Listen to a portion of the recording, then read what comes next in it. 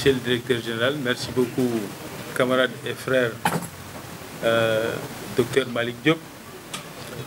Merci à l'Alliance des forces du progrès et à la coalition Benno Siggil Sénégal de nous recevoir ici au siège de l'AFP à Sacré-Cœur.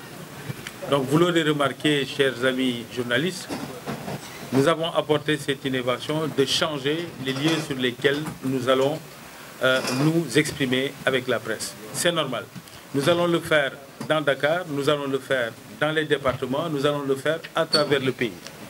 Puisqu'en vérité, nous sommes une coalition nationale, confiante, solidaire, inclusive, et à travers notre démarche, nous comptons bien, par des innovations du genre, le montrer également.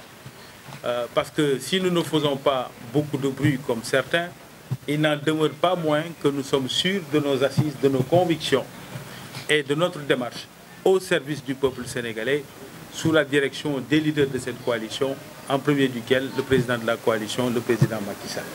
Sans tarder, je pense que l'essentiel est déjà dit. Et je vais donc donner la place à Mme Fatoumata Niamba, qui va donc lire le texte après s'être présenté, bien sûr. Et à la suite de quoi, nous allons écouter aussi le camarade Talla Sylla, qui nous fera l'économie de cette intervention à Wolof.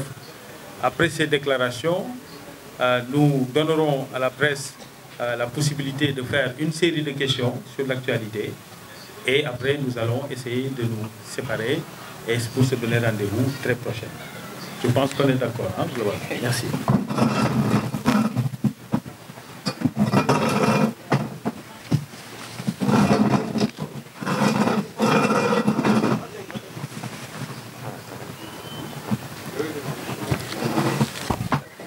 Bonjour chers camarades, chers journalistes.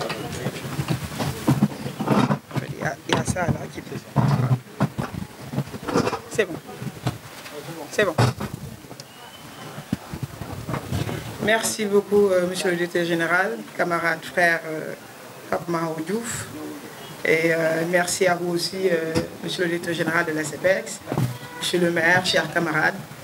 Moi, je me présente, c'est Fatoumata Niamba, membre de la cellule de communication de Benno Bokk Yakaar, présidente du parti Union pour le développement du Sénégal Renouveau et membre aussi de la coalition Benno Bokk Yakaar. Je m'en vais vous lire la déclaration liminaire de la coalition. Le Sénégal fait face à une entreprise multiforme de déstabilisation. Les groupes d'intérêt qui entretiennent avec succès les rébellions, les attentats, l'affaissement des institutions étatiques dans nombre de pays de la sous-région ouest africaine ont désormais clairement notre pays dans leur ligne de mire. La perspective de l'exploitation du gaz dès 2023 aiguise les appétits mortifères de ceux dont la seule stratégie est d'organiser la déliquescence des États pour mettre la main sur les ressources naturelles au moindre coût possible. Le contexte des élections,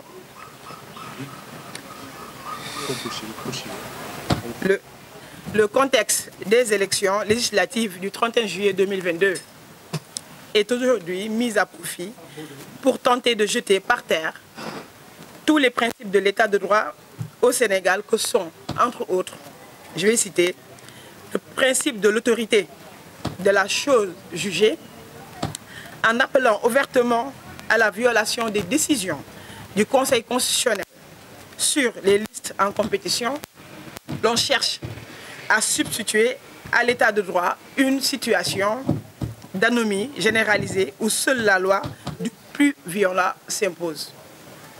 Entre autres, le principe de la mission régalienne de l'État d'assurer l'ordre public ainsi que la sécurité des personnes et des biens, en actionnant des groupes dits forces spéciales ou autres, voire même en ayant recours aux combattants proches des groupes narcotrafiquants du Sud, on cherche à accréditer l'idée qu'il n'y a plus d'État et que l'anarchie est la seule règle qui vaille.